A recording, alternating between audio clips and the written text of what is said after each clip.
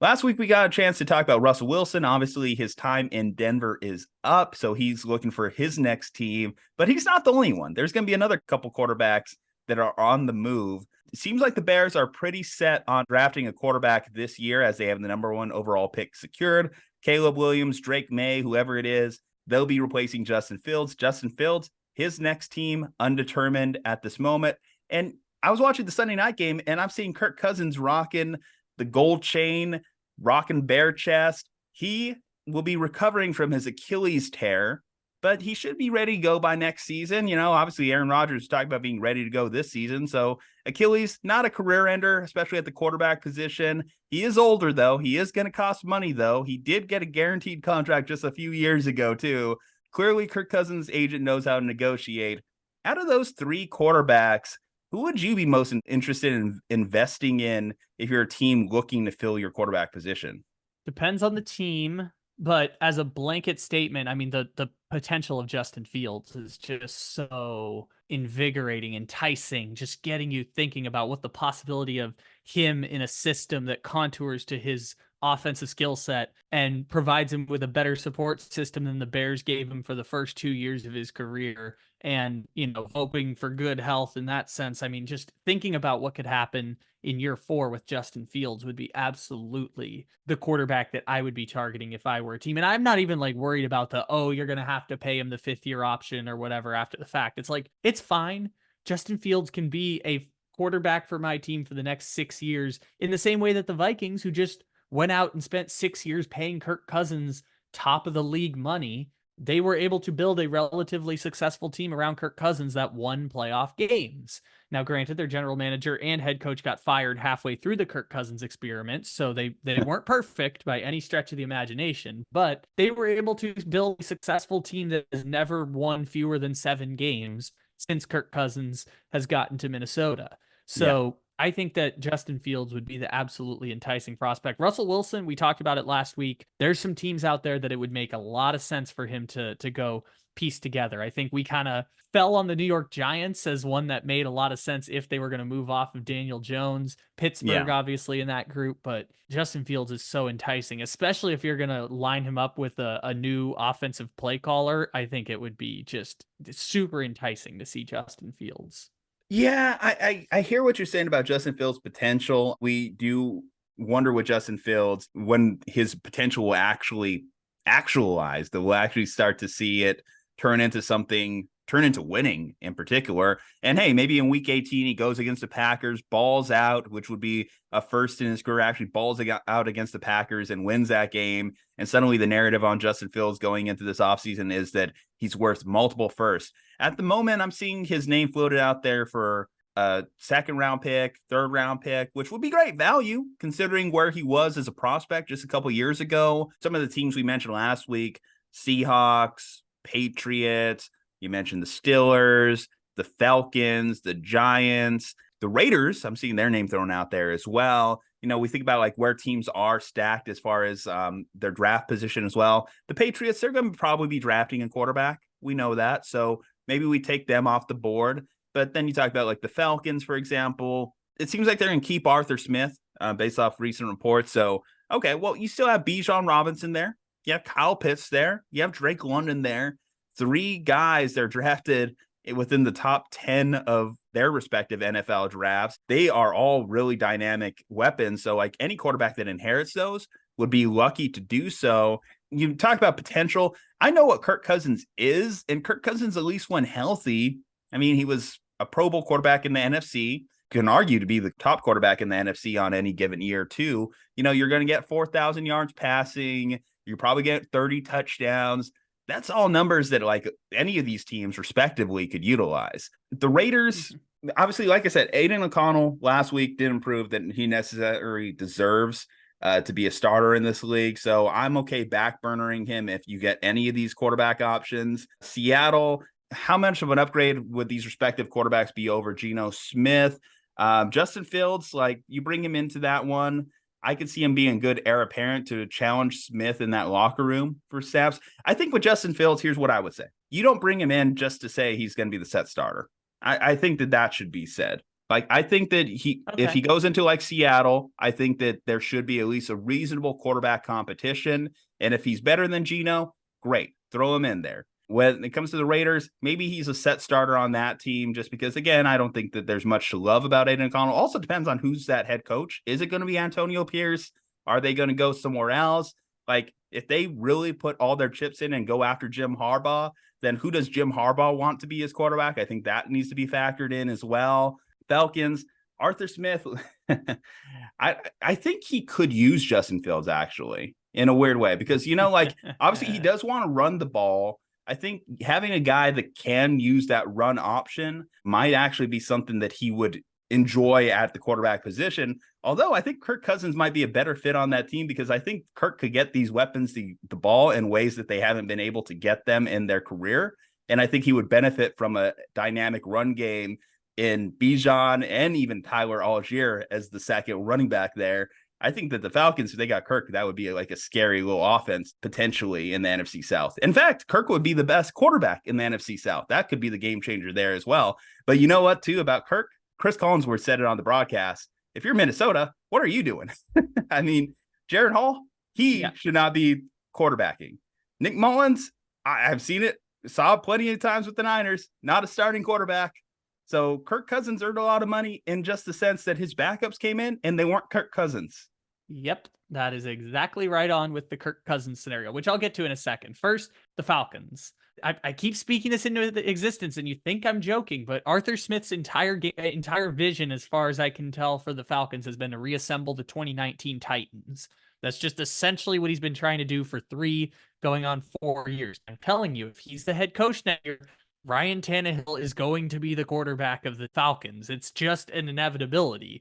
Tannehill's available. They're totally going to just sign Tannehill and try to have him reinvent their offense as they go 7-10 and Arthur Smith gets fired again. I'm just telling you it's going to happen. So as much as I would love to see Justin Fields go back home to Georgia and be the quarterback who revives the Falcons, it would be such a beautiful fit. It's not going to happen if Arthur Smith is the head coach. I'm just sorry. Arthur Smith is not going to do it. He's infatuated with the Marcus Mariotas and Ryan Tannehills and guys that he used to coach in Tennessee, which is why I would assume Arthur Smith is going to get fired, but who knows? We'll see what happens in that sense.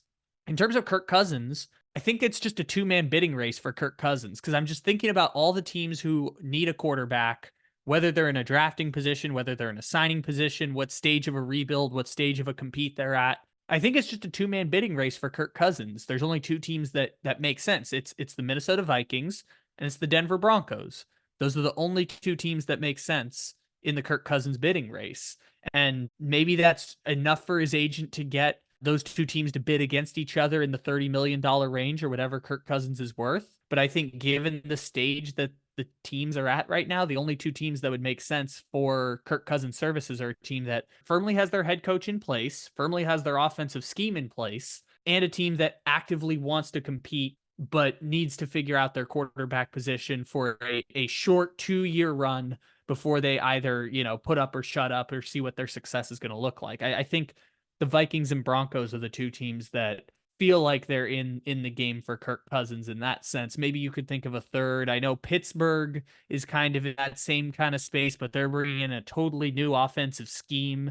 Now that Matt Canada is gone, I don't think Kirk Cousins would fit quite as well there, but the only 2 teams I can find in the Kirk Cousins conversation are the Vikings and the Broncos. I know based off Kenny Pickett's stat lines, most Steelers fans probably are willing to move off Kenny Pickett, but it just feels like it's trending towards him getting a third year, figure it out with a new coordinator. And if he truly can't make it work after that, then okay. Because obviously this is the year you pick up the 5th-year option and figure it out with Kenny Pickett. You still have a cheap quarterback because Kirk is an investment. And at the end of the day, Kirk is an investment. He's an older quarterback. How long are you signing him for? Are you signing him to a 3-year deal, 4-year deal, 5-year deal until he's 40 years old? That's the thing that like NFL teams have to ask themselves when they're talking about Kirk Cousins. Same with Russell Wilson, of course. We are signing an older Russell Wilson. The interesting thing there is obviously Russell Wilson still sees himself as a highly paid player. So I'm curious what kind of contract Russell Wilson is going to command on the open market. The thing that makes their situations different from obviously Justin Fields is you still have to negotiate with the Bears if you want Justin Fields. It's easier to just go pick up Kirk Cousins or Russell Wilson this offseason. So I think that if you're an NFL team, your first priorities are going to be with the veteran quarterbacks. And if you can take a flyer, the great part is the Bears putting it out there that they are going to draft a quarterback so early on basically indicates that, okay, we can lowball the Bears for Justin Fields. We can say, okay, well, what are you going to do? Are you just going to keep Justin Fields into the season? I don't think so. So we'll offer you a couple third round picks. And if you don't like it, keep it moving, keep negotiating with other teams. But that's our price. So let me ask you a hypothetical question here. You are the general manager of the Seattle Seahawks, John Schneider, or maybe you can be Pete Carroll. Being Pete Carroll seems like a fun life. Maybe you're one of those two. You have pick, 46 in the second round because they're probably not going to make the playoffs. You have a pick in the middle of the second round. Would you rather take that pick and say maybe Drew Lock and a future fourth or something like that? Would you rather take that and trade it to the Bears for Justin Fields? Or would you sit there at 46 and draft local legend Michael Penix to be the backup to Geno Smith potentially take over? Which do you prefer? Because I think both could work out equally well for the Seahawks. Yeah, and certainly after seeing Penix light up my Longhorns, it's hard to pass on that guy because he looks like such a fun prospect. Hey, if I get Penix that low in the draft, I know he's cheap. I know he's not going to cost me anything as far as like trading away draft picks. It just, obviously I don't get a guarantee there, right? I don't get a guarantee that Penix is going to fall to me. So I either got to reach or I just have to do a great job of reading the room of other NFL front offices and knowing how highly they value Michael Penix Jr. So if you're the Seahawks and you can guarantee that you get Penix, yeah, then that's a great option there. A great quarterback to build around. Young guy, if you do draft in the second round, there is, of course, the drawback that you don't get that 5th-year option and you get him on a 4-year deal, of course. But I think that I would invest. You talk about Justin Fields' potential. I would rather invest in the potential of the new incoming rookie that hasn't been sullied by a year of Matt Nagy and a couple years, with what they got in Eberflus out there in Chicago.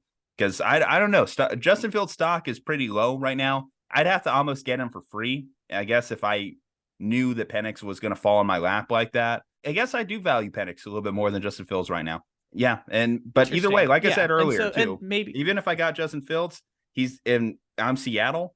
He's not coming in a guaranteed starter. He still will have to compete with Geno in my mind.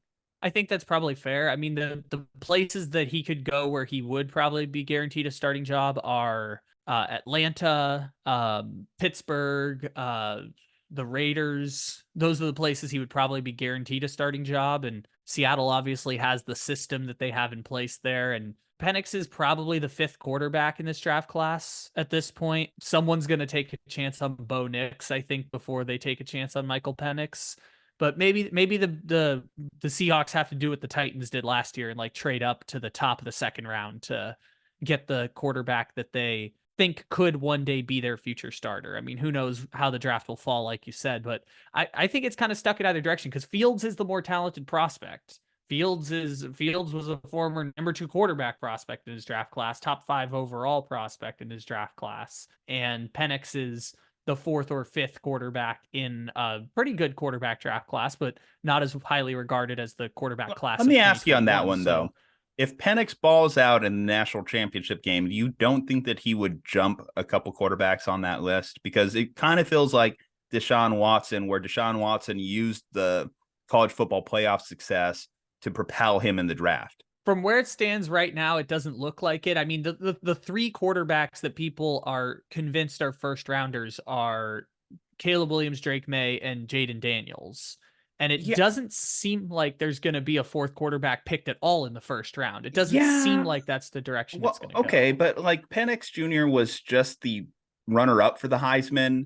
And I also look at like a Joe Burrow. Joe Burrow, who knew if he was going to go number 1 officially up until like he had his just domination that season in college football, like Penix Jr. dominating this year. I don't know if Caleb Williams will drop. I don't know if he'll even drop out of the number 1 spot. But there is some weirdness that's starting to percolate with Caleb Williams this year. So I don't know. Like if you told me like Penix has like 5 touchdowns against Michigan on Monday night. You're going to tell me another team's not going to think about it? Think they're going to think about it in the same way that people thought about Hendon Hooker being a first round pick last year. And obviously Hooker broke his leg and that kind of switched up his the injury first round stock. We still don't know. Like for all we know, in a couple of years, maybe Hendon Hooker's challenging Jared Goff after he heals up. So that one, it's apples and oranges. But I was thinking like back in October when Hendon Hooker was beating Alabama, people were like, well, maybe he'll get picked in the first round. Like, yeah, maybe he'll get picked in the first round. People do weird stuff. People picked Mac Jones in the first round, and Michael Penix is a better quarterback than Mac Jones. Yeah, it wouldn't be that weird. Let's say that. It wouldn't be that weird for Penix to be a top 15, top 10 pick, even if a team wants to trade up and really push the envelope. And that's what I meant about potentially reaching earlier for the Seahawks. You're not reaching on the talent because that he's untalented. You're reaching on him just because maybe other teams don't value him as highly as you probably value him. That, that could be a mistake. Maybe years later, we're looking back on, you really let Penix Jr. fall to the second round. You guys are idiots. All 31 GMs that don't draft him. There's something to be said for the hometown hero thing too. I mean, Pittsburgh reached on Kenny Pickett like 2 rounds early. Yeah. Because he happened to be the hometown hero. But Pickett was weird, man, because, like Pickett obviously never reached the heights that Penix has reached as a college level quarterback. And, for all Pickett's success, I'm not saying that he was unsuccessful in college. He was never Penix, or at least this iteration of Penix in the Heisman season. Kenny Pickett finished 3rd place for a Heisman Trophy, and Michael Penix finished 2nd for a Heisman Trophy. But besides the point, I don't know. I think Pitt versus Washington and competing for a national title, 2 different levels for me. Yeah, no, totally. They won an Orange Bowl, but it's not, Penix making it to the championship and all that. I think it's interesting the conversation around that from the Seattle standpoint, because God, I would love it if Justin Fields ended up in Seattle. Like, that's the place where I'm like, yes, if you can get Justin Fields there, he's going to reach the potential that all that talent showed. Again, this is the 2nd best quarterback prospect in the history of Georgia high school football. And only because he's number 2 is because Trevor Lawrence, who was in the same high school class as him, was number 1. Like, Justin Fields is this immense talent. We've seen the immense talent time and time again with the Bears. The Bears have given him a better support system this year. And hell, if, the Bears' problem was their defense was just awful and couldn't save these games last year that Justin Fields was doing these video game-like moves playing for the Bears. But now they got Montez Sweat. The defense looks like it has a semblance of a heartbeat. And now, if not for blowing a 14-point lead in 5 minutes against the Lions, they would be 6-1 in their last 7 games. So, like, you're seeing the Bears come to life. Justin Fields isn't the primary reason for that, but Justin Fields has been a reason why the Bears have turned the corner. They don't have the revolving door of quarterbacks like they used to have. Man, Seattle would be great if they could end up with Justin Fields, but I think Seattle would also be super exciting if they ended up with Michael Penix. Like, I think they could make both of those work. All right, guys. Well, where do you think these quarterbacks land? Kirk Cousins, Justin Fields, Russell Wilson. A lot of variables in their potential landing spots, especially when you consider the rookie class incoming is so stacked as is. Leave a like on our video, subscribe to the channel, follow us on all our social medias from Juju and Kyle. Stay safe, happy, and healthy. We'll see you next time.